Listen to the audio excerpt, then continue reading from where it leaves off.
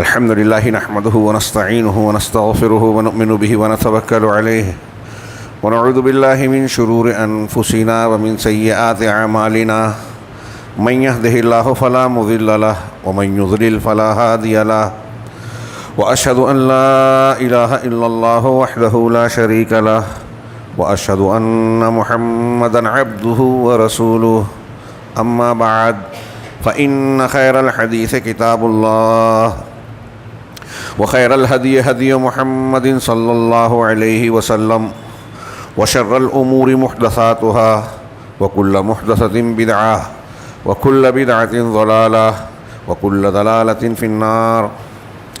أعوذ بالله من الشيطان الرجيم. بسم الله الرحمن الرحيم. يا أيها الذين آمنوا أطيعوا الله وأطيعوا الرسول وأولي الأمر منكم فإن تنازعتم في شيء فردوه إلى الله والرسول إن كنتم تؤمنون بالله واليوم الآخر ذلك خير وأحسن تأويلا. محترم حاضرین، ہمارے اور آپ کے بلکہ ہر انسان یا مسلمان کے حالات، مسائل، مصائب، پریشانیوں اور افکار کا جائزہ لیتے ہوئے اگر ہم اس کے حل کی بات کریں تو قرآن و حدیث کی ایک بنیادی بات بار بار دہرائی جاتی ہے اور بار بار دہرایا جانا چاہیے.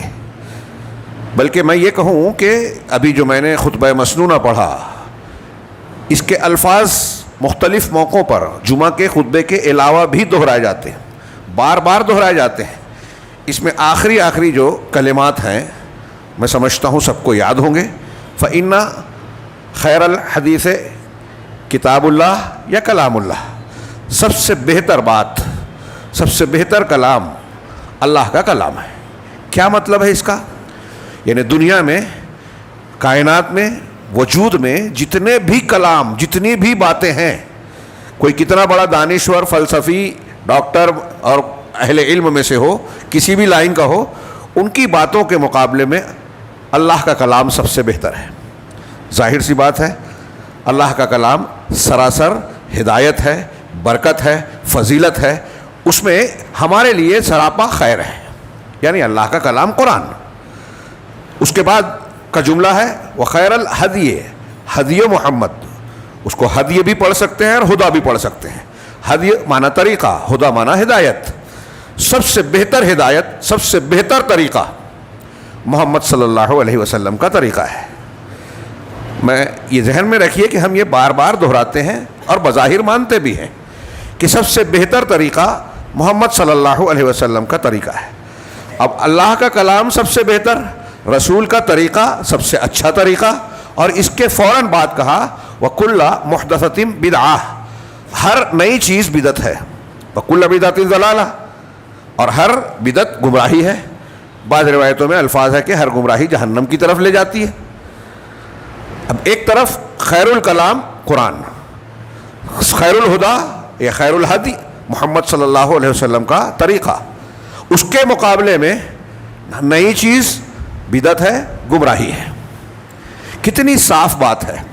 اور یہ دو جملے دو طرف کے، یہ ہماری زندگی کے سارے مسائل کو حل کرنے کے لیے کافی ہیں. میں نے عرض کیا کہ یہ بات ہم بار بار دہراتے ہیں، سارے مسلمان پڑھتے دہراتے ہیں، ترجمہ جانتے ہیں، لیکن آج کی حقیقی زندگی میں دیکھیں تو یہ روز دہرائی جانے والی، بار بار کہی جانے والی بات مسلمان مانتے نہیں ہیں. گزشتہ ہفتہ مسجد خلیل میں نے جو باتیں کہی، یہ سمجھ لیجیے کہ اس کا اگلا پہلو ہے اس کے بعد، کہ مسلمانوں کے مسائل میں بڑا محدود وقت ہوتا ہے. میں چاہ رہا ہوں کہ میری باتیں ادھر ادھر نہ ہوں، اس کے لیے کچھ اقتباس، دو تین اقتباس بڑے جامع، ہو سکتا ہے آپ کو محسوس ہو کہ یہ بات ہم سن چکے ہوں، لیکن اسے دہرائیے، اس کی گہرائی میں جائیے، مسلمانوں کے مسائل، حالات کا جائزہ لیتے ہوئے اس پر غور کیجیے.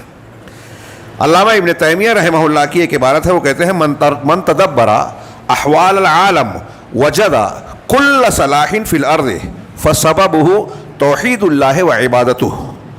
کہ جو شخص عالم کے، دنیا کے، یہ اپنے زمانے میں علامہ ابن تیمیہ کہہ رہے ہیں، اور ہر زمانے کے لیے یہ بات بالکل مناسب ہے، کیونکہ ان کی بات نہیں ہے.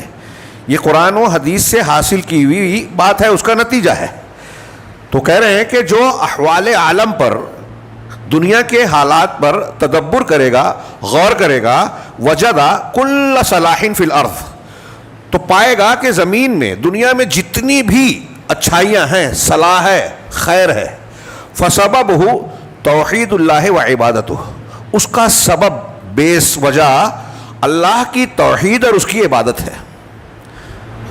یہ میں کہہ رہا ہوں، آپ سن رہے ہیں، لیکن میں یہ سمجھ رہا ہوں کہ بہت سے لوگوں کی سمجھ میں نہیں آیا ہوگا. ہم جب بات کرتے ہیں کہ انسان و جن کی تخلیق کا مقصد توحید ہے، اللہ کے اوامر نواہی اس میں شامل ہے، اس کو ماننا ہے. جو کہا کرو مان لیجئے، جو کہا نہ کرو رک جائیے. یہ اللہ کی عبادت کے معنی میں، توحید کے معنی میں شامل ہے. حضرت علی نے اس آیت کی تفسیر میں یہی بات کہی بھی ہے، وما خلقت الجن والانس الا لیعبدون. تو بہت سے لوگوں کو لاجیکل یہ بات سمجھ میں نہیں آتی کہ اللہ کی توحید اور اللہ کی عبادت، یہ سارے صلاح، دنیا کی خیر و بھلائی کی بنیاد ہے. اگر آپ لاجیکل غور کریں تو توحید اور عبادت پر جب کوئی بندہ قائم ہوگا تو وہ اچھا انسان ہوگا، ہر جگہ انصاف کرنے والا ہوگا، ہر حقدار کو اس کا حق دینے والا ہوگا، ہر شر سے، ہر ظلم سے، ہر زیادتی سے، دوسروں کے حقوق کو غصب کرنے سے بچنے والا ہوگا. تبھی وہ توحید کے تقاضوں کو پورا کرے گا، اللہ کی عبادت کو پورا کرنے والا ہوگا. یہ میں نے بہت مختصراً یہ سمجھانے کے لیے کہ لوگوں کی لاجیکل سمجھ میں نہیں آتا، اس پر غور کیجئے جو تھوڑی سی میں نے 2 جملے کی تشریح کی، تو علامہ ابن تیمیہ کا یہ جملہ سمجھ میں آئے گا. آگے مزید وضاحت کرتے، مزید کہتے ہیں وطاعت رسولہ، صرف اللہ کی عبادت اور اس کی توحید کے ساتھ جوڑا اس کے رسول صلی اللہ علیہ وسلم کی اطاعت. خیر الکلام کلام اللہ و خیر الہدی ہدی محمد پڑھا ہم نے. سب سے بہتر ہدایت رسول کی ہدایت ہے. اللہ نے ان کو ہمارے لیے نمونہ بنایا، اللہ نے لوگوں کی رہنمائی کرنے کے لیے آپ کو مبعوث فرمایا، جنت کا راستہ بتایا، دنیا کی سعادت، کامیابی، فلاح اور دنیا کے مسائل، مصائب، ہموم کے حل کا ذریعہ بنایا. اور ہماری بس سمجھ میں یہ بات نہ آئے تو حیرت کی بات ہے کہ ہمارے مسائل کا حل اللہ تبارک و تعالیٰ نے رسول اللہ صلی اللہ علیہ وسلم کے ذریعے سے عطا فرمایا. صرف تھیوریکل نہیں، پریکٹیکل بھی اللہ کے نبی صلی اللہ علیہ وسلم نے پیش کیا کہ آپ کی مصیبتیں، پریشانیاں آئیں، نشیب و فراز زندگی کے آئیں تو کیسے کیا مسئلہ حل کرنا چاہیے. تو رسول کی اطاعت میں ہماری مصیبتوں کا، ہمارے مسائل کا حل ہے. کیا ہم مانتے ہیں؟ ابھی آگے بات آئے گی، میں اشارہ کروں کہ جتنے مسائل ہمارے درمیان ہیں، گھر سے لے کے، اپنی نفس اور ذات سے لے کے اجتماعی تک، اجتماعی حالات تک، عالمی سطح تک، آپ غور کیجئے کہ ہر جگہ مسلمان نبی کریم صلی اللہ علیہ وسلم کی سیرت، تعلیمات اور ثابت شدہ امور جو مختلف فی ہے چھوڑ دیجئے، جس میں اختلاف ہے جانے دیجئے. جو متفق علیہ ہے کہ اللہ کے رسول صلی اللہ علیہ وسلم کا طریقہ ہے، تعلیم ہے، آپ کی ہدایت ہے، اس میں مسلمان کیا نبی کریم صلی اللہ علیہ وسلم کی اطاعت کر رہا ہے؟ ہمارے یہاں فرقے ہیں رسول کی مخالفت کی بنیاد پر. نبی صلی اللہ علیہ وسلم کے طریقے سے آپ ہٹے، آپ نئے راستے پہ چلے گئے، نیا اصول بنایا، نیا فرقہ بنا لیا. آپ نے کسی کا حق مارا، رسول کی مخالفت کر رہے ہیں. آپ عبادات میں کاٹ کسر کر رہے ہیں، کوتاہی برت رہے ہیں، مداہنت کر رہے ہیں، ترک کر رہے ہیں، رسول کی مخالفت کر رہے ہیں. پوری زندگی دیکھ لیجئے.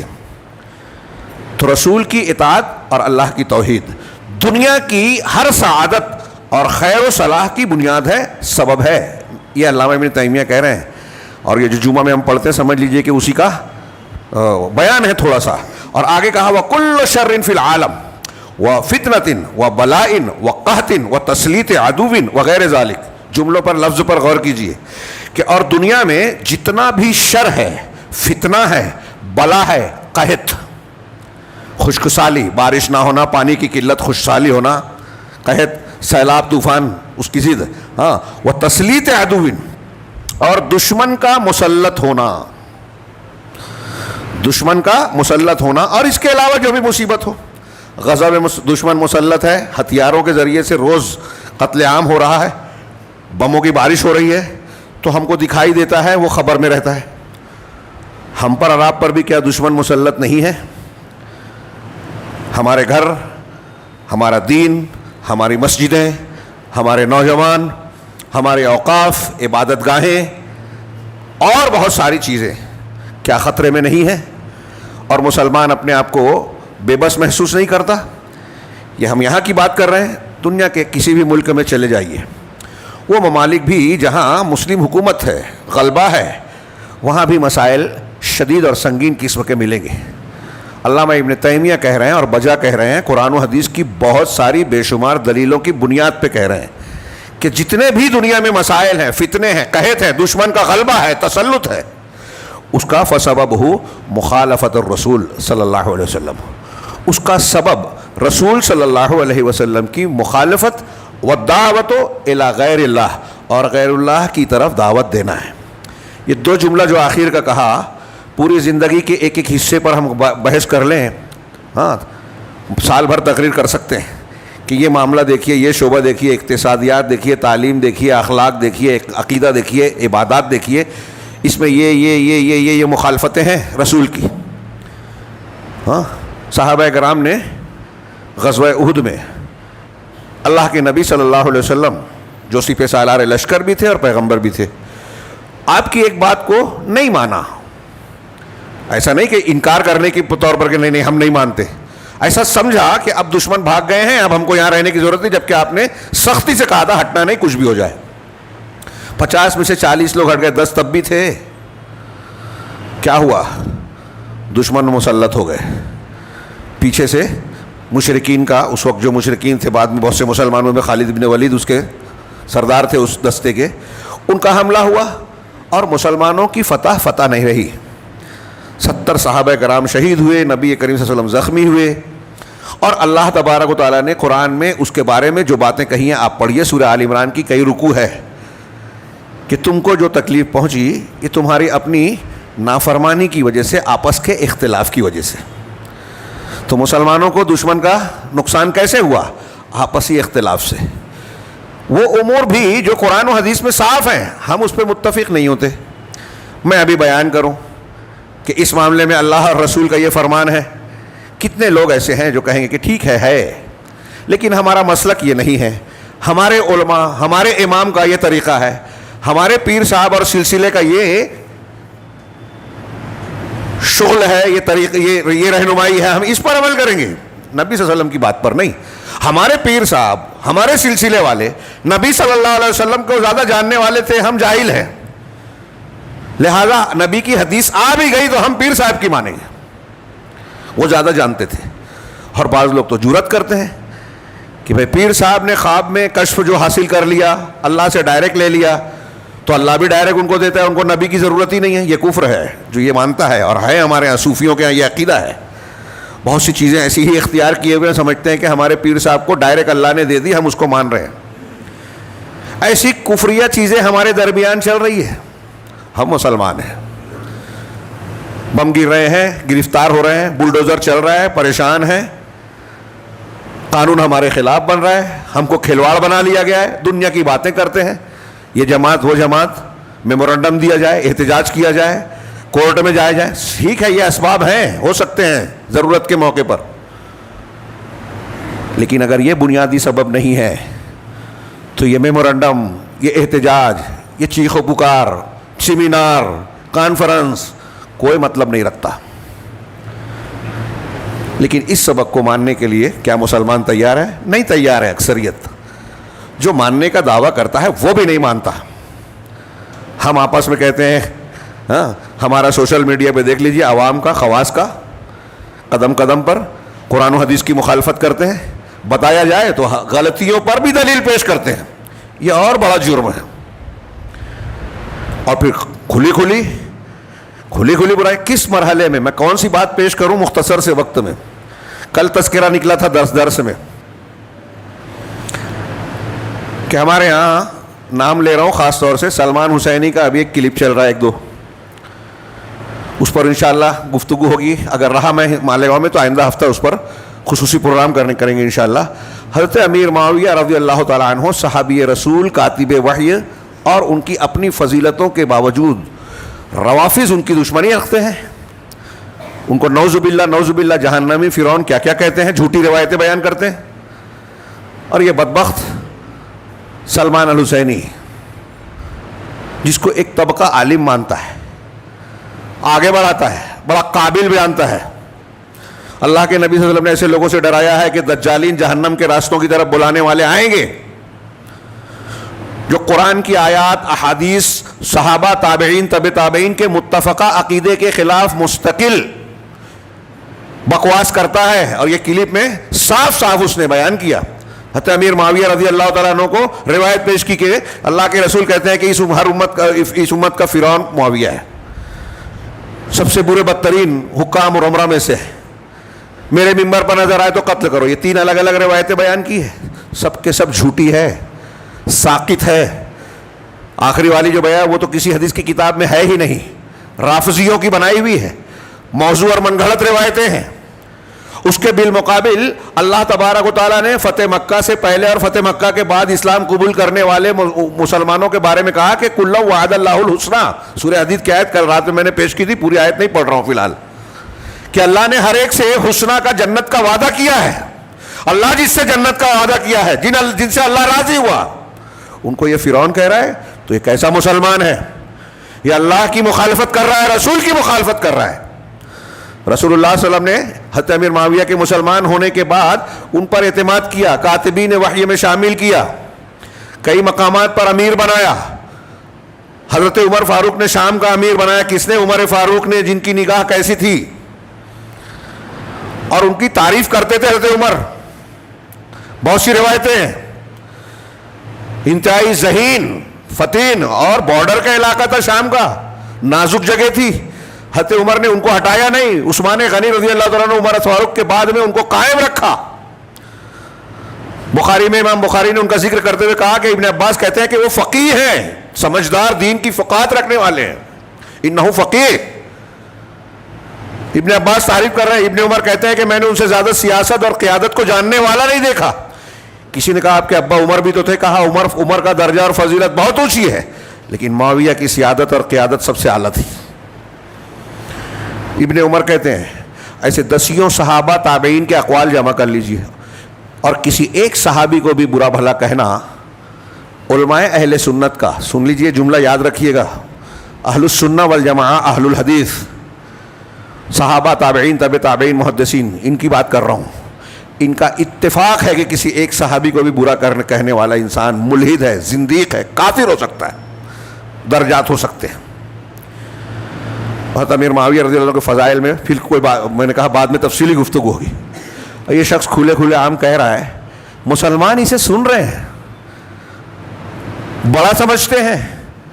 اہل سنت والجماعت, وہ اہل سنت والجماعت کے طریقے پہ ہے ہی نہیں, رافضیت اور شیعیت کا شکار ہے, ایجنٹ ہے ان کا. ایسے کئی ایجنٹ ہمارے آئے, سنتے ہیں ہمارے نوجوان, بتانے کے بعد بھی سنتے ہیں, اپنے آپ کو وہ قابل سمجھتے ہیں, بدعتیوں کو فروغ دیتے ہیں, اپنے علماء پر تنقید کرتے ہیں.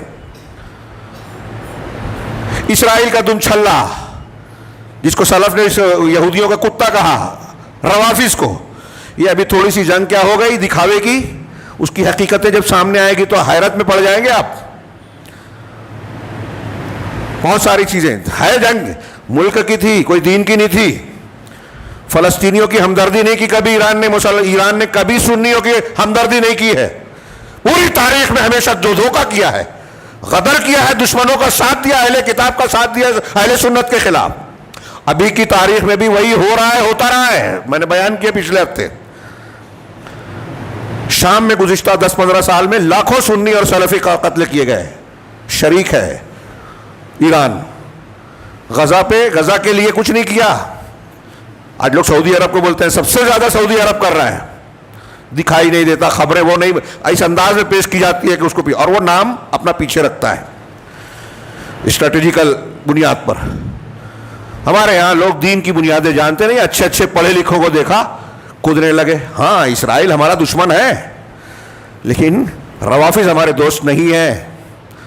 اہل علم نے حساب کتاب لگایا اور صحیح لگایا, بتایا کہ ان سے زیادہ نقصان دہ یہ ثابت ہے, ان سے زیادہ مسلمانوں کا قتل یہ کر رہے ہیں. ابھی شام میں, عراق میں, لیبیا میں, لیبیا میں, یمن میں, ہر جگہ آپ دیکھ سکتے ہیں. خبریں دیکھیے. ایران کے وہ علاقے جہاں سنی ہیں وہاں کیا ہو رہا ہے, مسجد بنانے کی اجازت نہیں ہے. اور آپ کو حیرت ہوگی کہ جو بم چلے ایران سے اسرائیل پر، وہاں کی مسجدوں کو بھی نشانہ بنایا، تاریخی مسجدوں کو اڑایا ہے ایرانی میزائلوں نے۔ خوشیاں منائیے کہ وہ اسرائیل میں مسجد ہے تو آپ اس کے بھی دشمن ہیں۔ یہ سطحی نظر ہمارے یہاں، دشمنوں نے جیسا بنایا ہے، جیسا چلانا چاہتے ہیں، مسلمان ویسے ہی چل رہا ہے، جہالت میں ڈوبا ہوا ہے اور اپنے آپ کو علامہ سمجھتا ہے، اہل علم کو برا بھلا کہتا ہے، اہل حق اور تنقید کرتا ہے، اہل بدعت کی تعریف کرتا ہے، اہل بدعت کا حوصلہ بڑھاتا ہے۔ یہ چھوٹی بات نہیں ہے، یہ آپ میزائل مار رہے ہیں اسلام پر، ایران نے وہاں مارا اور ساتھ ساتھ اسلام کی تعلیم پر بھی مارتا ہے، اور آپ اس کی تائید کر رہے ہیں۔ آپ صحابہ کو برا بھلا کہہ رہے ہیں اور اس کی سن رہے ہیں۔ ایک دن نہیں ہونا چاہیے وہ اہل سنت والجماعت کے درمیان میں یہ حسینی مرزائی جیسے لوگ جو صحابہ کو تنقید کا نشانہ بنائے، ان کے پاس کوئی خیر نہیں ہو سکتا، دین ہو ہی نہیں سکتا۔ اور اگر ہم ان کو سنتے ہیں تو اگلے اقتباس کا میں پیش کرنا چاہتا ہوں، یہ علامہ ابن تیمیہ کا تھا، اور آگے کہا ومن تدبر، اس میں اللہ کے رسول کی مخالفت اور غیر اللہ کی طرف دعوت، کاش کے وقت ہوتا۔ آج دنیا میں اہل الحدیث کی دعوت کے علاوہ کوئی اس کو تعصب سمجھے یا نہ سمجھے تو غلط ہے۔ میں عصبیت میں نہیں، اللہ کے رسول کے منبر سے علی وجہ البصیرہ، ذمہ داری اور امانت داری کے ساتھ کہہ رہا ہوں کہ اہل الحدیث کی، اس میں بھی ہو سکتا ہے کچھ لوگ خود غرضی یا نیت کی خرابی کے شکار ہو تو الگ بات ہے، کچھ غلطیاں کریں الگ بات ہے، لیکن اصولی طور پر، منہجی طور پر اس وقت دنیا میں روئے زمین پر میں اپنے علم کے مطابق کہہ رہا ہوں کہ اہل الحدیث کی دعوت کے علاوہ جتنی دعوتیں ملتی آپ دیکھیں گے، کوئی بھی توحید کی بنیاد پر، انبیاء کے اسلوب پر، منہج نبوی اور منہج صحابہ پر نہیں ہے۔ توحید کو مرکزیت کہیں نہیں حاصل ہے، کوئی فضائل بتا رہا ہے، الٹے سیدھے واقعات بتاتے ہیں، اللہ کی عظمت و تعظیم اور توحید کی بجائے بزرگان دین وہ ہوا میں اڑ رہے تھے، پانی پہ چل رہے تھے، کرامت کھیل رہے تھے، یہ دعوت ہے؟ ٹھیک ہے، ضرورت پڑے گی بزرگوں کی بزرگی بیان کیجئے، لیکن یہ دعوت کا مرکز نہیں ہے۔ دعوت کا مرکز انبیائی طریقہ کیا ہے کہ نبی اللہ تبارک و تعالیٰ کی توحید، عظمت و کبریائی، اس کے حقوق کو بیان کیا جائے، فوکس کیا جائے، اسی سے ہر بات کی اصلاح ہوتی ہے، کائنات کا ہر خیر اسی سے جڑا ہوا ہے۔ تمام انبیاء کی دعوت کی بنیاد توحید، اسی کے گرد گردش کرتی ہے ان کی دعوت کا نچوڑ وہی تھا، خلاصہ وہی تھا، آغاز وہی تھا۔ قرآن حدیث کی بے شمار دلیلیں۔ اور ہمارے یہاں مسئلہ یہ ہے، کل رات کو میں نے قول نقل کیا ایک عرب عالم کا، یہ ابھی جو جملہ بیان کیا کہ دنیا کا خیر شر کس سے وابستہ ہے، اور ان کا وہ جملہ سنیے، وہ کہتے ہیں کہ آج اگر مسلمانوں کے حالات پر غور کیجئے کہ کن امور میں اتفاق ہے، تو انہوں نے لکھا، اور صحیح لکھا لگ بھگ، کہ لا الہ الا اللہ، یہ جو کلمہ ہے، اس کے لفظ پر صرف اتفاق ہے مسلمانوں کا، بس دھیان دیجئے، لفظ پر، معنی پر نہیں، تقاضے اور شرائط پر نہیں۔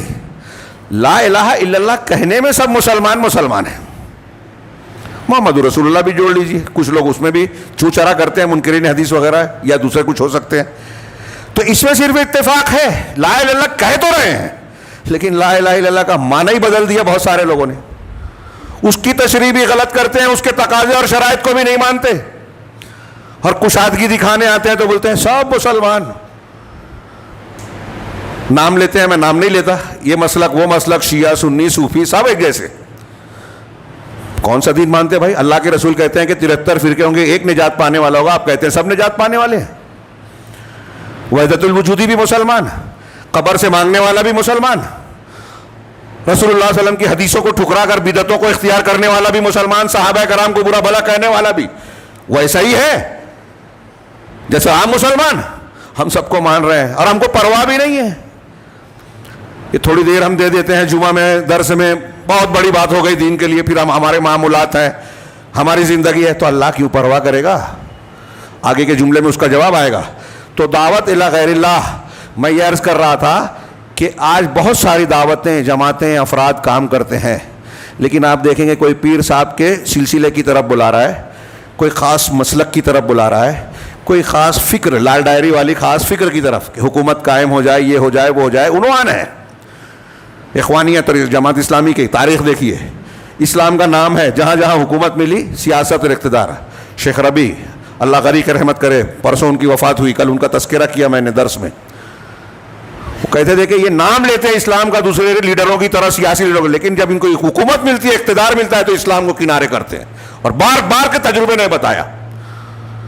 اقتدار ملنے کے بعد کہا کہ شریعت کے نفاذ سے زیادہ اہم ہمارے نزدیک آزادی ہے, لوگوں کے آزاد حقوق ہیں. یہود سے کہا کہ آپ کے اور ہمارے درمیان کوئی دینی جھگڑا نہیں ہے. کمال ہے. قرآن کہتا ہے کہ آپ یہود کو سب سے سخت پائیں گے. یہ جو سعودی عرب کے خلاف پروپیگنڈا کرتے ہیں ان کا جملہ ہے, کہ یہود کے حسن البنا کا جملہ ہے. یہودیوں کے ڈیلیگیشن سے, وفد سے کہا کہ لیس بیننا و بینکم خصومۃ دینیہ, کہ ہمارے اور آپ کے درمیان دینی خصومت جھگڑا ہے ہی نہیں. ان کے لیڈر کہتے ہیں, اور آپ لوگ سمجھتے ہیں کہ سعودی عرب یہودیوں کا ساتھی ہے. وہ کہہ رہے ہیں ہمارے دوست آپ ہیں یہودی. ایران کا وزیر کہتا ہے, آن ریکارڈ ہے, کہ تل ابیب سے بڑا دشمن ہمارے لیے ریاض ہے. ہم ریاض کو پہلے تباہ کرنا چاہتے ہیں, سعودی عرب کو. ابو بکر عمر کی قبر کو کھود کر, عائشہ اور حفصہ کی قبر کو کھود کر ان کو سزا دینا چاہتے ہیں. ان کا عقیدے کا حصہ ہے یہ. ہم تعریف کرتے ہیں. کم سے کم جس بارے میں لوگوں کو معلومات نہیں ہے اور علماء کچھ کہتے ہیں, اس میں توقف تو اختیار کریں کہ بھائی ہم کو معلومات نہیں ہے, چپ رہیں, دیکھیں, تحقیق کریں. جو نہیں معلوم ہے ہمارے یہاں وہ لوگ وہ بھی بولتے ہیں. اس کی تائید کرو, اس کی مخالفت کرو. بے بس کر دیا. علماء کے بارے میں شکوہ کرتے ہیں, علماء کی مانتا کون ہے, بڑوں کی مانتا کون ہے, جماعت کہاں ہے یہاں. کہتے ہیں جماعت نہیں. ہمارے یہاں کوئی جب کہتا ہے کہ جماعت کچھ نہیں کرتی, تو میں کہتا ہوں واقعی جیسے آپ کچھ نہیں کرتے, جماعت بھی آپ بھی تو کچھ نہیں کرتے. تو کہتے ہیں میں تو کچھ نہیں. میں کہا جماعت کہاں ہے, آپ جب جماعت کے ساتھ نہیں ہے تو جماعت کہاں ہے, جمعیت کہاں ہے, صدر اور سیکریٹری جماعت ہے کیا؟ بھئی آپ بیٹھے ہوئے ہیں, میں بول دوں آپ صدر ہیں, تو ساری ذمہ داری آپ کی ہو گئی. جتنا فساد ہو رہا ہے, کوئی ساتھ نہ دے, کوئی کسی کی بات نہ مانے, بڑے کو بڑا پن نہ دے, اتحاد اتفاق کا مظاہرہ نہ کرے, جماعت کے فیصلوں کو قبول نہ کرے, ان پر تنقید کرے, ان کی مخالفت کرے, تو کون سی جماعت؟ یہ اللہ اور اس کے رسول کی مخالفت ہے, خارجیت ہے, جس کی تربیت آج کی گئی ہے. آپ نہیں مان رہے کہ سب سے بہتر اللہ کا کلام ہے اور سب سے بہتر طریقہ رسول کا طریقہ ہے. مانتے ہی نہیں ہیں آپ, بولتے ہیں. دو چار چیزوں میں ہم نے جہاں ہمارا کچھ منصب پر ایسے نماز پڑھ لیا, ایسی عبادت کر لیا, اہل حدیث نہیں ہو گئے, قرآن حدیث کو ماننے والے نہیں ہو گئے. اتنے سے یہ جڑ بنیاد ہے عقیدہ اور اللہ کی طرف دعوت دینا. ہم دعوت بھی دیتے ہیں, تھوڑا سا کچھ مسئلہ ہوا تو انا کے لیے لڑنے لگتے ہیں. اللہ کی طرف دعوت دینا. یہ لوگ دعوتیں جو دے رہے ہیں, کوئی بزرگ کی طرف, کوئی پیر صاحب کی طرف, کوئی اپنے مسلک کی طرف, کوئی اپنی ذات کی طرف دعوت دیتا ہے. میں تھوڑی سی بات کرے گا دین کی, اور اس کے بعد میں نے یہ کیا, میرے یہ کارنامے ہیں. یہ دین کی دعوت ہے, غیر اللہ کی طرف دعوت ہے. یہ آگے کہتے ہیں علامہ ابن تیمیہ, ومن تدبر ھذا حق تدبر. ہاں, یہ اور جو شخص اس پر غور کرے گا, جیسا غور کرنے کا حق ہے ویسے, تو وجد ھذا الامر کذالک, اس معاملے کو ایسا ہی پائے گا, خاص طور سے اپنی ذات کے بارے میں اور وغیرہ ہی اور دوسرے امور میں, عموماً عام طور سے اور خاص طور سے, عمومی اور خصوصی طور سے. ولا حول ولا قوت الا باللہ. اسی سے ملتا جلتا قول علامہ ابن قیم نے بیان کیا, اور ایک جگہ انہوں نے اپنے استاذ علامہ ابن تیمیہ کے اس قول کا حوالہ دیا, اور خود لکھتے ہیں آگے. یہ رسالۃ التبوکیہ میں یہ جو آیت میں نے شروع میں پڑھی تھی, مشہور آیت, یا ایھا الذین آمنوا اطیعوا اللہ واطیعوا الرسول واولی الامر منکم, اے ایمان والو اللہ کی اطاعت کرو اور رسول کی, دونوں کی مستقل ہے, اور اولو الامر کی, قرآن حدیث کی روشنی میں اولو الامر کی بات ماننی ہے. وہ علماء ہو, حکام ہو مسلمانوں کے, ان کی بات ماننی ہے جو ہم نہیں مانتے. ہاں, آپ کہیں گے کہ حکام نہیں ہے, ٹھیک ہے, جو بھی ہمارا جماعتی ڈھانچہ ہے کوئی کسی کی سنتا نہیں ہے, یہ بھی ہم نہیں مانتے. قرآن کی آیت, قرآن حدیث کے دائرے میں اللہ اور رسول کی مخالفت ہو تو پھر نہیں ماننا ہے, یہ الگ بات. تو اللہ کی مانو, رسول کی مانو, اطاعت کرو, اور اولو الامر کی. اب اگر تمہارا جھگڑا ہو جائے, کس سے جھگڑا ہوگا؟ اولو الامر سے اختلاف ہو سکتا ہے. اولو الامر سے تو کیا کرنا ہے, سوشل میڈیا پر وائرل کرنا ہے, ذمہ دار کے گھر میں کیا چل رہا ہے یہ بیان کرنا ہے, اس کے اندر کیا عیب ہے یہ بیان کرنا ہے, کہ وہ تو فرشتہ ہے ہی نہیں, فرشتے تو ہم ہیں. اب وہ امیر ہے, سیکریٹری ہے, تو اس کو فرشتہ ہونا چاہیے. آپ کچھ بھی کریں, اس سے غلطی بھی ہو جائے تو پھر وہ ناقابل معافی ہے, اس کو بدنام کیا جائے گا. آپ سے غلطی ہو تو ہو گئی چوک, چھوڑ دیا جائے. تو اللہ تعالیٰ نے کہا کہ اگر اختلاف ہو رہا ہے کسی معاملے میں تو کیا کرنا ہے؟ فردوہ الی اللہ والرسول, اللہ کی طرف اور رسول کی طرف لوٹاؤ, قرآن کی طرف اور حدیث کی طرف. اگر تم اللہ پر اور آخرت کے دن پر ایمان رکھتے ہو, شرط ہے یہ, ان کنتم تؤمنون. اب کیا ہم ایمان رکھتے ہیں؟ مسلمان آج ایمان رکھنے کا دعویٰ کر رہے ہیں, لیکن اپنے اختلافات کا تصفیہ قرآن حدیث سے کر رہے ہیں کیا؟ ہم اپنے گھر میں کر رہے ہیں کیا؟ حصے بکرے کا جھگڑا ہے, ساس بہو کا جھگڑا ہے, بیٹے باپ کا جھگڑا ہے. ان جھگڑوں میں ابھی مسلک ہی چھوڑ دیجئے, ان جھگڑوں میں بھی کیا ہم اللہ اور رسول کی بات مانتے ہیں؟ ہمارے شہر میں کوئی محلہ, کوئی گلی شاید ایسی نہیں ملے گی جہاں کچھ اختلاف ہے اور سالہ سال سے حل ہی نہیں ہو رہا ہے. علماء, پنچ آئے, پنچ سب سمجھا چکے, قرآن حدیث بتا چکے, نہیں مانتے. 3 پیڑھیاں گزر گئی, حصے بکرے کی تقسیم نہیں ہوئے, ترکہ تقسیم نہیں ہوا. کیوں نہیں ہوا؟ کیا قرآن حدیث میں کوئی اغماض ہے, پیچیدگی ہے, نہیں سمجھ میں آتا؟ نہیں, ماننا نہیں چاہتے. اللہ کا کلام سب سے بہتر ہم جمعہ میں بولتے ہیں, رسول کا طریقہ سب سے بہتر طریقہ ہم زبان سے کہتے ہیں, ماننے کا دعویٰ کرتے ہیں. حصے بکرے کی تقسیم اس طریقے سے نہیں کرنا چاہتے, حقوق دینا نہیں چاہتے, بھائی کا حق, بہن کا حق, ماں باپ کے حقوق, پڑوسی کے حقوق. یہاں سب ہمارا اپنا فلسفہ چلتا ہے. نہیں, ہاں ٹھیک ہے, قرآن حدیث میں یہ ہے, ہم کو معلوم ہے, لیکن یہ ایسا ہے. وہاں آپ کا طریقہ قرآن حدیث سے زیادہ الگ ہے اور بہتر ہے. کیا ہم مانتے ہیں؟ میں جو کہہ رہا ہوں دوسروں پر نہیں, ہر شخص یہاں اپنے آپ پر غور کرے, میں بھی اپنے آپ پر غور کروں, میں اپنے آپ کو بھی کہہ رہا ہوں. تو علامہ ابن قیم اس آیت کی تفسیر میں, جو میں نے تھوڑی سی تشریح اپنے طور سے کی, آگے کہتے ہیں کہ ومن تدبر العالم, یہ ابن قیم کی عبارت ہے, جو کائنات کے پر غور کرے گا, حالات پر غور کرے گا, والشرور الواقعات فیہ, اور اس کائنات میں جو واقع ہونے والے شرور ہیں, جنگ ہو رہی ہے, بے روزگاری ہے, غریبی ہے, ہاں, بہار میں سیاسی مقاصد کے لیے لوگوں کو پریشان کیا ہے, لوگ پریشان ہیں کہ کل ہم ہندوستانی اپنے آپ کو ثابت کر پائیں گے کہ نہیں کر پائیں گے, اور یہ تلوار زیادہ مسلمانوں پر لٹکتی ہے, غریبوں پر بھی, دوسروں پر بھی. ایسے بہت سے مسائل ہیں. تو کائنات کے حالات پر آپ اپنے گھر پر غور کیجئے, اور اس میں جو شر, فساد, بیماری, پریشانی لاحق ہو رہی ہے, اس پر غور کرے گا. علامہ ابن قیم کہہ رہے ہیں تو عالمہ جو غور کرے گا وہ جان جائے گا, اسے اس بات کا ادراک اور علم حاصل ہوگا کہ ان کل شر فی العالم, کہ کائنات میں جتنا بھی شر ہے, برائی ہے, فسببہ مخالفت الرسول, اس کا سبب ہے رسول کی مخالفت. اب اس کے بھی درجات ہیں, کچھ لوگوں سے کوتاہی ہو جاتی ہے, معفو عنہ ہے, کچھ لوگ جان بوجھ کر بیٹھتے ہیں, شرمندہ ہوتے ہیں, کچھ لوگ کرتے ہیں شرمندہ نہیں ہوتے, کچھ لوگ کرتے ہیں مخالفت کرتے ہوئے کہ نہیں ہم نہیں مانتے. دھیان دیجئے, جو میں کہہ رہا ہوں بہت کم وقت ہے, بہت سرسری طور سے ذکر کر رہا ہوں. اب جیسے ایک آدمی صوفی ہے, اس کے پیر صاحب نے کوئی ایک طریقہ بتایا, کوئی ایک عبادت بتائی, ہم کہیں کہ یہ بدعت ہے. کیا آپ عبادت کرتے ہیں صرف اللہ کے ایک نام کا ذکر کہ یا قویو یا قویو یا قویو, یا رزاقو یا رزاقو یا رزاقو, الحق الحق الحق, یہ ہمارے یہاں کچھ لوگ کرتے ہیں.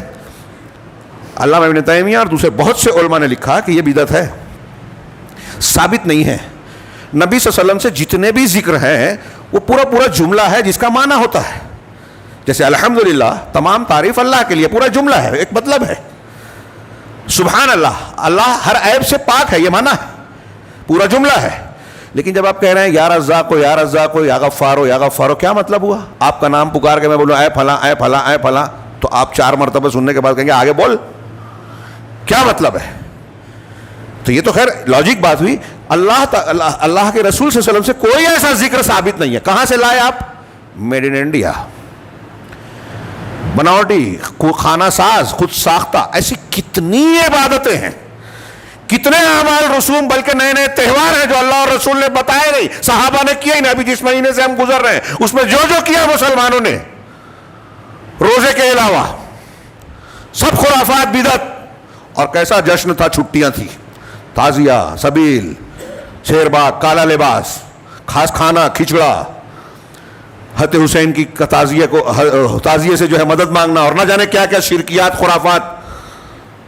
سب رسول کی مخالفت ہے, اس کی طرف لوگ دعوت دے رہے ہیں.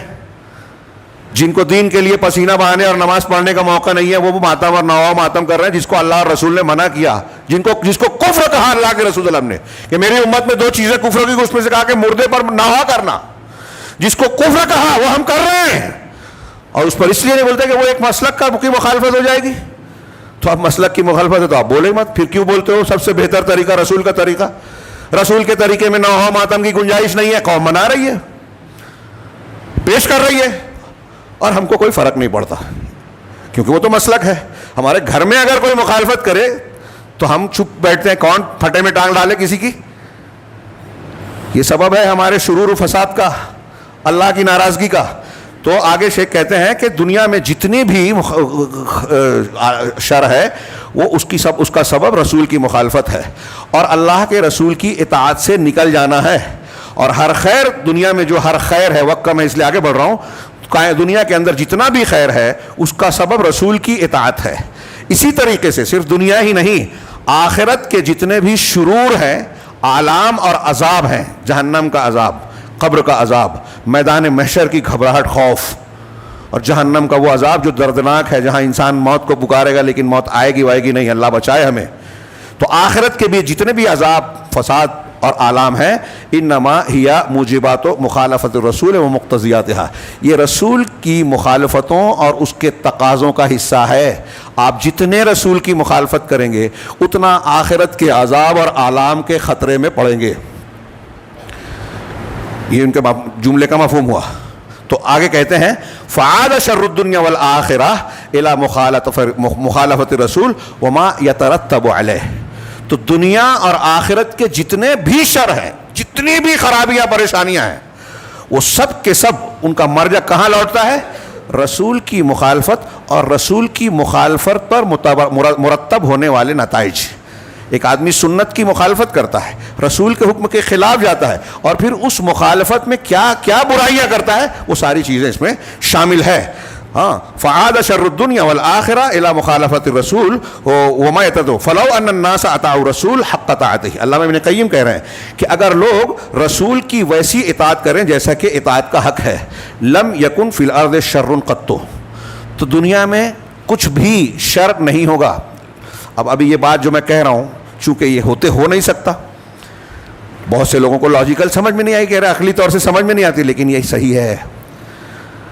جیسے دنیا میں ہم دیکھ رہے ہیں یہ چاند، سورج، پیڑ پودے، زمین، آسمان، دریا، کائنات کی جتنی بھی مخلوقات ہیں انسان اور جن کے علاوہ، سب اسی راستے پر چل رہی ہیں جس پر اللہ نے ان کو پیدا کیا، لگایا ہے، اپنے مدار اور محور پہ گردش کر رہے ہیں، کوئی اس سے ہٹتا نہیں ہے، ذرا سا بھی نہیں ہٹتا۔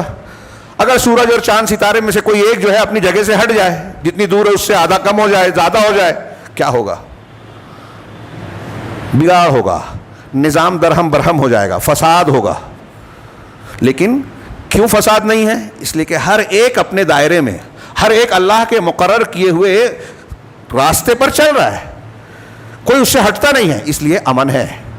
تو ایسے ہی اللہ تبارک و تعالیٰ نے دنیا میں انسانی سماج کے لیے، لوگوں کے لیے جو حقوق رکھے ہیں، فرائض رکھے ہیں، ذمہ داریاں رکھی ہیں، وہ قرآن و حدیث نے بیان کی ہے۔ اگر اس کے مطابق ہر شخص اپنی ذمہ داری نبھانے لگے، نبی صلی اللہ علیہ وسلم کی اطاعت کرنے لگے، تو جتنی اطاعت آپ کرتے جائیں گے اتنا امن، چین، سکون ہوگا۔ جتنی مخالفت کریں گے اتنا شر، فساد، پریشانی ہوگی۔ تو وہی کہہ رہے ہیں کہ وَهَذَا کما انہ معلوم فی الشرور العامہ، یہ بات جیسے عام شر و فساد کی باتوں میں معلوم ہے اور دنیا میں واقع ہونے والی مصیبتوں میں، اسی طریقے سے اس شر، علم، غم، 3 لفظ، برائی، علم یعنی تکلیف، اور غم و اندوہ جانتے ہیں ہم، جو کہ بندے کو اس کے نفس میں لاحق ہوتا ہے۔ آپ کو کوئی صدمہ ہوا، تکلیف ہوئی، ٹینشن ہے، غم ہے، انسان کے نفس میں جو برائی جو پہنچتی ہے، فإنما ہوا بسبب مخالفت الرسول، تو وہ رسول کی مخالفت کی سبب سے ہے۔ میں نے کئی مرتبہ ایک قول پیش کیا، بہت سارے اقوال ہیں سلف کے۔ علامہ ابن سیرین کہتے ہیں کہ اگر میری لونڈی میرے ساتھ بدتمیزی کرے، کوئی نافرمانی کرے، ہو جاتی ہے کبھی ایسی بات کہ میری لونڈی نے میرے ساتھ کوئی ایسی حرکت کی جس سے مجھے تکلیف پہنچی، جو میری بات نہ ماننے والی ہو، تو میں یہ غور کرتا ہوں کہ میں نے اللہ کے رسول صلی اللہ علیہ وسلم کی کس سنت کی، شریعت کے کس حکم کی مخالفت کی ہے، مجھ سے کچھ نہ کچھ غلطی ہوئی ہے، تب یہ لونڈی میرے ساتھ بدتمیزی کر رہی ہے۔ سوچئے ہمارے اسلاف کے سوچنے کا انداز کیا تھا. ہم تو محاذ کھول دیں گے کسی نے ہمارے ساتھ کوئی برائی کی, ٹھیک ہے وہ اپنی جگہ, لیکن کیا ہم اپنا جائزہ لیتے ہیں کہ یہ جو ہمارے ساتھ برا ہو رہا ہے اس میں ہماری ہی کسی کوتاہی کا نتیجہ ہے؟ اگر یہ غور کرنے لگے تو ہمارے اندر اصلاح ہونے لگے گی. لیکن جیسا کہ کسی نے مذاق میں کہا تھا, لیکن وہ حقیقت ہے عام مسلمانوں کے لیے, وہ علماء کے لیے کہا تھا کہ لوگوں کی ہمیں دوسرے لوگوں کی آخرت کی بڑی فکر ہوتی ہے اور اپنی دنیا کی. ہم میں سے ہر ایک اپنی دنیا کی فکر کرتا ہے, اور جب لوگوں کے لیے تقریر کرتا ہے تو آخرت بتاتا ہے, اور اپنے لیے سوچتا ہے کہ دنیا مجھے ملے. یہ بڑا مسئلہ ہے. تو کہا وَإِلَّا, کہہ رہے ہیں کہ فَإِنَّ, یہ مخالفت رسول سے ہوتے, ورنہ رسول اللہ صلی اللہ علیہ وسلم کی اطاعت. یہ جملہ لکھنے والا ہے, کہتے ہیں وَإِلَّا فَطَاعَتُهُ هِيَ الْحِصْنُ الَّذِي مَنْ دَخَلَهُ فَهُوَ مِنَ الْآمِنِينَ, کہ اللہ کے رسول صلی اللہ علیہ وسلم کی اطاعت ایسا قلعہ ہے کہ جو اس میں داخل ہو گیا وہ آمنین, امن والوں میں سے ہوگا, محفوظ لوگوں میں سے ہوگا. والکہف الذی من لجا الیہ فہو من الناجین, اور ایسا غار ہے کہ جو شخص اس میں پناہ لے گا وہ نجات پانے والوں میں سے ہوگا. فعلم, تو یہ بات معلوم ہو گئی کہ دنیا اور آخرت کے جتنے بھی شرور ہیں وہ یا تو ما جاء بہ رسول, یعنی رسول کی لائی ہوئی تعلیمات سے جہالت کی وجہ سے ہے, یا اس کی مخالفت کی وجہ سے, اس سے نکل جانے گے.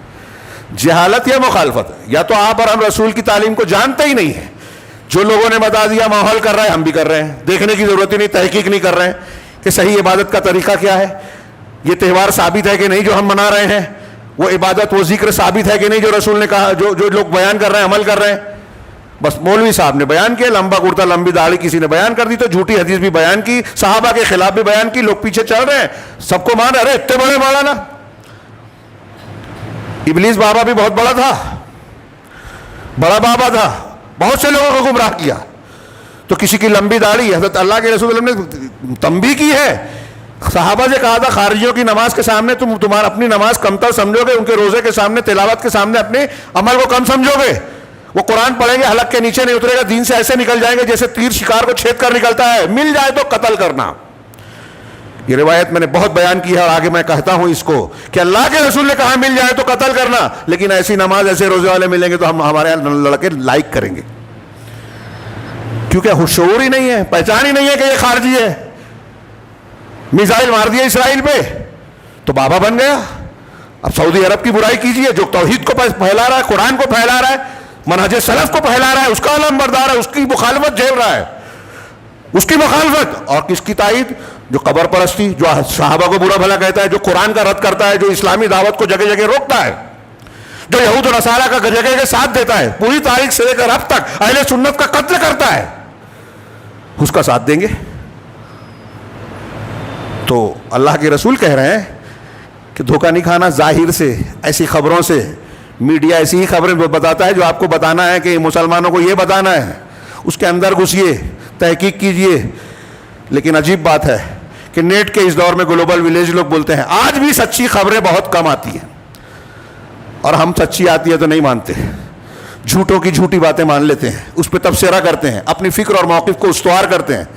بڑے بڑے لوگوں کو دیکھا میں نے, بہہ گئے. اور یہ بار بار ہوتا ہے. تو دجال جب آئے گا کیا ہوگا, وہ بھی چمتکار دکھائے گا. تو ایسے لوگ جو ظاہری خبریں دیکھ کر, یہود و نصارہ کی ایجنسیوں کی خبریں دیکھ کر اہل سنت اور اہل حق کی مخالفت کرتے ہیں, وہ اس وقت بھی دجال کا ساتھ دے کے اہل حق کی مخالفت کر سکتے ہیں. پناہ مانگنا چاہیے, اسی لیے اللہ کے رسول نے تعلیم دی صلی اللہ علیہ وسلم. تو کہہ رہے ہیں کہ دنیا, یہ کہہ رہے ہیں آگے اور بھی باتیں کہی ہیں لیکن وقت زیادہ ہو گیا. اس سلسلے میں صاحب کتاب نے, اس اقتباس کو نقل کرنے والے نے بڑی پیاری بات کہی کہ اس کا ذکر کرتے ہوئے کہا کہ آج مسلمان ہم اور آپ مختلف قسم کی مصیبتوں, بلاؤں, پریشانیوں میں پورے چہار دانگ عالم میں ہر طرف سے گھرے ہوئے ہیں. بالکل صحیح ہے, آج وہی نقشہ ہے. ہر طرف سے مسلمان پسائے مسائل اور اس میں گھرے ہوئے ہیں. تو یہ کیوں ہیں؟ کہہ رہے ہیں یہ جو ہے مخالفت رسول, دعوت الی غیر اللہ اور شرک کی وجہ سے ہے. یہ بات میری طرف سے بھی, دوسرے علماء کی طرف سے بھی بار بار دہرائی جاتی ہے, لیکن حقیقت یہ ہے, لوگ سوچتے ہیں بار بار وہی کہی جاتی ہے, لیکن حقیقت یہ ہے کہ جب تک ہمارے درمیان شرک ہے, جب تک ہمارے درمیان بدعات ہیں, تو میں سمجھتا ہوں کسی دوسرے موضوع پر گفتگو کرنا غیر ضروری ہے. یعنی اصل بیماری کو بنیاد کو چھوڑ کے شاخ پتوں پر بات کرنے کے برابر ہے. عرب علماء کا ایک وفد آیا تھا دلی میں, وہاں کچھ مسائل پہ طلبہ کے درمیان بحث چل رہی تھی. ایک ہفتہ وہ خواجہ نظام الدین اولیاء جو کہتے ہیں ان کی مزار پہ وزٹ کے لیے چلے گئے. دیکھا یہاں لوگ سجدہ کر رہے ہیں, عبادت کر رہے ہیں, پگلا گئے. دوسرے دن ہم لوگ تدریبی کورس میں گئے تھے, کئی اساتذہ تھے پڑھانے والے, اپنے اپنے پیریڈ میں آئے. کسی ایک استاذ نے بھی دوسرے دن ہم کو پڑھایا نہیں, اسی پر بیعت کی سب نے. اور کہنے لگے کہ آپ لوگ یہاں کلاس میں کچھ مسائل پر گفتگو کرتے ہیں کہ یہ مسئلہ یہ صحیح اور یہ غلط. یہ مسائل ٹھیک ہے, آپ بحث کرتے رہیے, لڑتے رہیے بعد میں, لیکن اگر شرک پایا جاتا ہے, جو ہم نے کل اپنی آنکھوں سے دیکھا, سوچتے نہیں تھے, پڑھتے تھے, سنتے تھے, کتابوں میں پڑھا تھا, اور یہ سمجھتے تھے کہ بھئی پرانے زمانے میں جاہلی دور میں یہ تھا, شیخ محمد بن عبد الوہاب کے زمانے میں بھی تھا, ان کے پہلے, تو ہم کو سمجھ میں نہیں آتا تھا. آج ہمارے یہاں ہے نہیں, سعودی عرب میں شرک اور قبر پرستی نہیں ہے, یہ ہندو بھی بولتا ہے آج. بہت سے بدعتی بھی مانتے ہیں کہ وہاں بدعت اور شرک نہیں ہے. تو کہا ہم سنتے تھے, دیکھے نہیں تھے, لیکن دیکھا تو حیرت زدہ رہ گئے. اگر یہ موجود ہے تو سب چھوڑ کر مل کر اس سے لڑیے. یہ مسلمانوں کی مصیبتوں کی جڑ ہے, یہ عرب علماء سب نے کہا, اور وہ کہیں نہ کہیں قرآن حدیث کہہ رہی ہے. ہماری مصیبتوں کی جڑ بنیاد ہے رسول کی مخالفت, توحید کی مخالفت. آج ہمارے یہاں ہے یا نہیں ہے؟ یہ سلمان جیسے لوگ, مرزا علی انجینئر جیسے لوگ, ڈاکٹر اسرار جیسے لوگ, ڈاکٹر ذاکر نائک کو ماننے والے, اگر وہ بھی قرآن حدیث کے خلاف بات کر رہے ہیں تو ہمارے یہاں لوگ ان کے پیچھے دوڑنے لگتے ہیں, تائید کرنے لگتے ہیں, علماء سے لڑنے لگتے ہیں, دلیل دے رہے ہیں, نہیں مانتے. کیا ہے یہ؟ آپ کے نزدیک بڑا کون ہے؟ اور اس پر بحث کرتے ہیں, علماء کو پریشان کرتے ہیں. ان کے بارے میں آپ کیا کہتے ہو, ان کے بارے میں کیا کہتے ہو؟ ارے قرآن حدیث جڑ بنیاد ہے. جو ایماندار علماء ربانیین, اسے بیان کرنے والے قابل قدر معتبر علماء ہیں, ان کو پکڑ لیجئے. یہ نئے نئے اگنے والوں کو چھوڑ دیجئے, ان کو فارورڈ مت کیجئے, سنیے مت, مسئلہ مت بنائیے, مار ڈالیے ان کو ذکر کیے بغیر. مگر ہم فتنوں کو اجاگر کرتے ہیں, یہ کون وہ کون. اور جن علماء سے درس لینا چاہیے, جن کی مجلسوں میں بیٹھنا چاہیے, جن سے علم سیکھنا چاہیے, ان پر نقد کر کے ان سے دور رہتے ہیں. یہ مصیبت کی سب سے بڑی بنیاد ہے. آپ اللہ اور رسول کی مخالفت کر رہے ہیں, صحیح موقف کی مخالفت اس لیے کر رہے ہیں کہ آپ علماء اور علم سے دور ہیں, جانتے ہی نہیں کہ صحیح کیا ہے غلط کیا ہے. یہ بھی شعور نہیں ہے اور شوق بھی نہیں ہے. لگ گئے وہ زمانے, پتہ چلتا تھا اللہ کے رسول کی حدیث سکھا رہے ہیں تو مہینوں کا سفر کر کے جا رہے ہیں. امام احمد بن حنبل نظر بند ہے, پھر بھی باقی ابن مخلد جا رہے ہیں, بھکاری بن کے روز جو ہے بھیک مانگ کے ایک ایک حدیث دو حدیث سن رہے ہیں. حضرت موسیٰ علیہ السلام نے خضر کی طرف سفر کیا, یہاں تو تھوڑی دیر ہو جائے درس میں خطبے میں تو لوگوں کو جان پہ آتا ہے. دین کا یہ شوق ہے. تو جب سیکھنا ہی نہیں ہے تو اب آپ جانیں گے نہیں تو مانیں گے کیسے؟ اور جو ماحول بتاتا ہے, جو آپ کا دماغ کہتا ہے, وہ مان لیتے ہیں. اس میں آگے میں یہی بیان کرنا چاہتا تھا. آگے ایک چیز یہ کہ پرانے بدعتیوں اور نئے بدعتیوں کے درمیان موازنہ کیا. میں ایک دو قول پیش کر کے بات کو ختم کرتا ہوں. امام ذہبی نے کہا, ایک طرف قرآن حدیث کو ماننے کی یہ بات ہے, اور وہ میں نے ادھورا چھوڑ دیا وقت کی وجہ سے. ہاں, وہ کہتے ہیں کہ جب تم کسی بدعتی متکلم کو دیکھو, علم کلام والے, جیسے ہمارے آج کہتے ہیں نا اللہ ہر جگہ ہے, ہر چیز میں ہے, عرش پر نہیں ہے, وہ متکلم ہے. تو جب بدعتی متکلم کو دیکھو کہ وہ کہتا ہے ہاتھ دعنا من الکتاب و احادیث الاحاد و ہاتھ العقل, کہ دیکھو قرآن احادیث احاد چھوڑو اور ہم کو عقل کی دلیل دو. اگر امام ذہبی, ایسے بہت سے لوگ ہیں آج بھی ہیں, منکرین حدیث ہیں, اخوانی ہیں, جدید دور کے خارجی ہیں, کہ عقل میں نہیں آتی بات, معجزہ کیسے مانیں گے, حدیث کیسے مانیں گے, عذاب قبر کیسے مانیں گے, فلاں اور فلاں چیز نہیں عقل میں آتی ہے. تو جو یہ کہے, امام ذہبی کہتے ہیں کہ چھوڑو قرآن حدیث, عقلی دلیل دو, تو کہتے ہیں فَعَلَمْ أَنَّهُ ابو جہل, تو جان لو کہ وہ ابو جہل ہے. یعنی ایک عقل کی بنیاد پر آپ سے قرآن حدیث کے خلاف دلیل مانگ رہا ہے, وہ ابو جہل ہے. وَإِذَا رَأَيْتَ السَّالِكَ التَّوْحِيدِ, اور سالک توحیدی یعنی صوفی کو اگر تم دیکھو, سلوک اور طریقت پر چلنے والا صوفی کو دیکھو, وہ یہ کہتا ہے کہ دعنا من النقل والعقل, کہ نقل اور عقل چھوڑو, نقل عقل نہیں چاہیے مجھے, وہات الذوق والوجد, ذوق اور وجد لاؤ. حال, اللہ اللہ اللہ اللہ بول کے جو حالت ہوتی ہے, روشنی دکھتی ہے, یہ ہوتا ہے اور وہ ہوتا ہے, یہ ذوق، وجدان، کشف، خواب یہ لاؤ. تو کہہ رہے ہیں فَعْلَمْ أَنَّهُ إِبْلِيسِ. تو علامہ ظاہری کہتے ہیں کہ جان لو کہ وہ ابلیس ہے. قرآن حدیث کو چھوڑ کر کوئی عقل مانگے، قرآن حدیث اور نقل عقل کو چھوڑ کر کوئی ذوق مانگے، اس کے بارے میں کہہ رہے ہیں. آج ہمارے ہاں اکثریت ان دونوں میں سے کسی ایک چیز کی وجہ سے گمراہ ہے. کہا فقط ظہرا کہ تو تم جان جاؤ کہ وہ ابلیس ہے، قد ظہر بصورت بشر، وہ ابلیس ہے جو انسان کی شکل میں ظاہر ہوا ہے. او قد حل فی، یا اس انسان کے اندر وہ ابلیس گھس گیا ہے، داخل ہو گیا ہے. فإن جبنت منہ فاہرب، اگر تمہارے اندر بزدلی ہے، اس سے مقابلہ کرنے کی طاقت تاب نہیں ہے تو بھاگ کھڑے ہو جاؤ. وإلا، اور اگر نہیں طاقت مقابلہ کر سکتے ہو، فسرع ہو تو اسے پچھاڑو، پٹکو. وابرک علی صدرہ، اور اس کے سینے پہ سوار ہو جاؤ. وقرأ علیہ آیت الکرسی واخنق ہو، اس پر آیت الکرسی پڑھو اور اس کے گلے کو دبوچ دو، گھونٹو. دو تین قول اور بھی تھا آگے، وقت نہیں ہے. اور بہت شاندار قول ہے آگے کا بھی امام اصبہانی کا کہ اہل بدعت کا طریقہ کیا ہے، اہل سنت کا طریقہ کیا ہے. اہل سنت کا طریقہ یہ ہے کہ ہمارے اقوال، ہمارے افعال، ہماری عبادتیں، ہمارا منہج قرآن، حدیث اور صحابہ کے طریقے پہ. اور اہل بدعت کا طریقہ یہ ہے کہ ہوائے نفس، میری خواہش، میری سمجھ، میرا ذوق، فلاں کا قول، فلاں کے لوگ، آج فلاں یہ کہتے ہیں، ڈھیما یہ کہتے ہیں، ان کے پیچھے چلتے ہیں. تو آگے ہم کہیں گے کہ جیسے یہ اس دور میں کہا، یہ صاحب کتاب جنہوں نے نقل کیا انہوں نے بھی تبصرہ کیا کہ آج بھی آپ غور کیجئے تو اہل سنت والجماعت کے مقابلے میں جو بدعتی گروہ ہیں، بدعتوں پر عمل کرتے ہیں، نئے نئے تہوار، نئی نئی چیزیں، نئی نئی عبادات، طرق، فلسفہ، ہمارے پیر صاحب اور فلاں کے نام لیتے ہیں، یہ بدعتی لوگ. اور جو حزبی تنظیمیں ہیں، اخوانیت ہے، فلانیت ہے، ڈھماکیت ہے، یہ حزبی تنظیمیں، ان کے اور اہل سنت کے درمیان آپ یہی فرق پائیں گے کہ وہ عقل، حالات ہیں. دیکھو ایران نے اسرائیل پہ حملہ کر دیا تو کون سا تیر مارا؟ اس کی حکومت خطرے میں تھی، اس کو ہٹا کے رضا شاہ پہلوی کے بیٹے کو بٹھا کے وہاں کے تیل پہ قبضہ کرنا چاہتے تھے. وہ کوئی ایران کے دین سے مخالف نہیں تھے یہود و نصارہ، تو ان کے آلے ہیں، ان کے دمچھلے ہیں، ان کے کتے ہیں بقول سلف. ہر ایران نے کوئی غزہ والوں کی مدد نہیں کی، مسلمانوں کی، اسلام کی مدد و دفاع نہیں کیا. تو اب حالات کو دیکھ کر ہمارا موقف طے ہو رہا ہے. یہ خبر ہے تو اس بنیاد پر اللہ کے دشمنوں سے دوستی کر لیں، دین کے دوستوں سے دوستی کر لیں. یہ مسلمانوں کا حالت ہے. یہ اہل سنت نہیں ہیں، ان کے پاس اصول نہیں ہیں. ہمارے پاس اصول ہونا چاہیے.